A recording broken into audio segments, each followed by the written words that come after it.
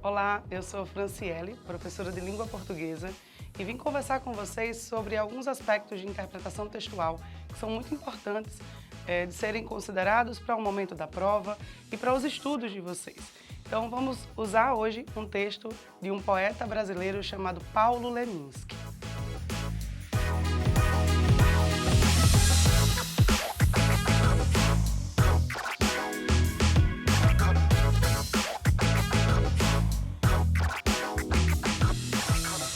Vou fazer aqui a leitura para vocês e o poema diz assim: Dois loucos no bairro, um passa os dias chutando postes para ver se acendem, o outro às noites apagando palavras contra um papel branco.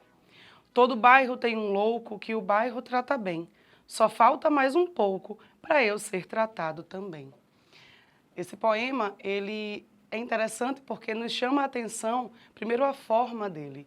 Mas antes disso, nós vamos tratar sobre alguns aspectos que devem ser considerados para que a gente possa fazer o entendimento por completo dos textos. Então, temos 3 pontos que devem ser considerados.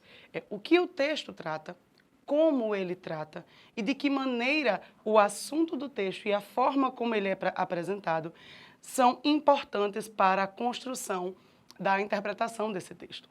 Então, quando a gente se volta para esse poema, a gente observa que existem palavras aqui que, se a gente for excluir, a gente tem até dificuldade de fazer isso.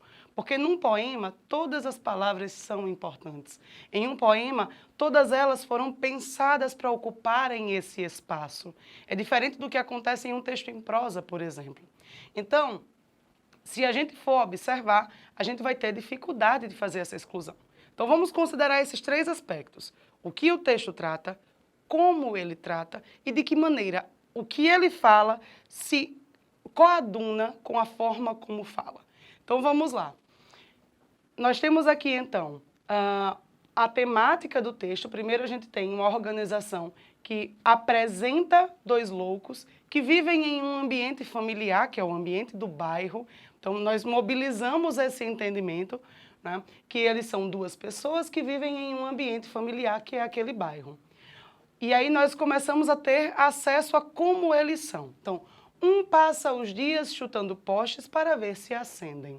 Então, esse louco que é apresentado, ele tem o costume de fazer isso, né, de chutar postes para ver se acendem. O outro, às noites apagando palavras contra um papel branco. Então, aqui nós temos o cenário de um bairro, o espaço que eles ocupam. Temos 2 pessoas que têm essa característica da ausência de normalidade, ou seja, da loucura, mas eles têm ações que caminham, né, que se encaminham para direções diferentes. Ou seja, esse primeiro louco apresentado, ele tem ações concretas, né? Ele tem ações que podem ser percebidas pelo mundo à sua volta, que é o fato de ele chutar postes para ver se esses postes acendem. Já esse outro louco, ele tem o costume, ele tem o hábito de apagar palavras contra um papel em branco. E aí, gente, nós percebemos o seguinte: esse é o costume dos poetas. Né? Os poetas que fazem esse trabalho, né, de apagar, de escrever, né, o texto, que muitas vezes não estão satisfeitos com aquilo que foi produzido e tem esse processo de, em determinadas retomadas que fazem, excluir por julgarem que não ficou, que não terem ficado satisfeitos, né, com o que foi produzido. E aí nós vemos então que a loucura deles é diferente. É uma loucura diferente. Todo bairro tem um louco que o bairro trata bem. Só falta mais um pouco para eu ser tratado também. Nessa última estrofe é interessante porque nós observamos aqui uma expectativa. Esse outro louco, esse eu lírico, ele tem a expectativa de ser aceito do mesmo modo que o primeiro.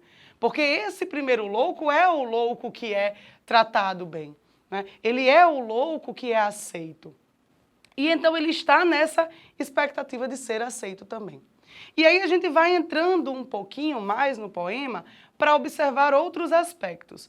Olhem como o poeta faz essa oposição entre os dois. Primeiro que a ação do primeiro louco, que é tratado bem, é uma ação de chutar postes para ver se eles acendem. Então, o processo que envolve esse primeiro louco é o processo de tentar acender luzes. Embora o resultado seja um resultado inútil, porque ele não vai ter êxito nisso, a gente sabe que ele faz essa tentativa. Já o outro é um processo que se volta para algo negativo. É o processo de apagar palavras. É um processo que não é uma tentativa de gerar algo positivo, de acender uma luz, mas é um processo que aponta para algo negativo, que é de apagar algo. Então, eles estão se encaminhando, eles estão com ações que se encaminham para coisas distintas, não é? E a expectativa que se gera, como já dissemos, não é? É a expectativa de que ele possa ser aceito, não é? Então, lembrando desses 3 pontos que eu falei com vocês. O que o texto fala, como ele fala e de que maneira o que ele fala tem impacto na forma como ele fala. Então vamos lá. A gente já percebeu que o texto fala sobre essas 2 figuras. Ele fala utilizando esses elementos que até se opõem, né? Se opõem no sentido do acender e do apagar, né? O apagar e o acender. E nós temos aí também o elemento que chama a atenção aqui, que são as iniciais. Todos os versos são iniciados com letras minúsculas. Isso não foi um erro, não é? Do mesmo modo, nós observamos que os versos eles não são finalizados com sinais de pontuação. Há aqui, nitidamente, uma quebra com um aspecto de normalidade. O que se espera de um texto? Se espera que o texto seja organizado seguindo essas regras, né? Seguindo as regras de uso das letras maiúsculas, de uso dos sinais de pontuação, e isso não está acontecendo aqui. E não acontece também para chamar a atenção para essa quebra da normalidade, né? Para chamar a atenção para essa quebra de expectativa do que é normal. Nós estamos diante de uma temática que trata da loucura. E o que é a loucura se não a ausência de normalidade? Então, nós temos aqui que a forma do poema, ele casa com a temática do poema. Há um casamento entre esses 2 elementos, que faz com que nós possamos compreender o poema como um todo. E não olhando somente para o significado das palavras, mas olhando também para a forma como elas foram organizadas, para a forma como elas foram postas no texto. E isso, quando a gente faz esse movimento consciente de avaliar o texto, de observá-lo, considerando esses 3 aspectos, faz com que a gente consiga alcançar um nível de compreensão muito bom.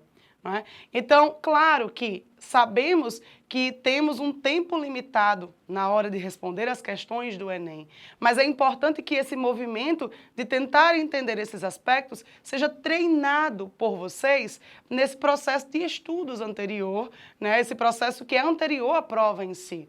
Então, se habituem a ler poemas, a ler contos, a ler textos, procurando esses elementos, tentando entender a forma sobre o que eles falam, a forma como aquilo está sendo apresentado e de que maneira uma e outra coisa se organizam para que esse entendimento aconteça. É isso, pessoal. Espero que tenham gostado. Continuem acompanhando o nosso projeto. Virão outras dicas muito valiosas por aí. Beijo para vocês.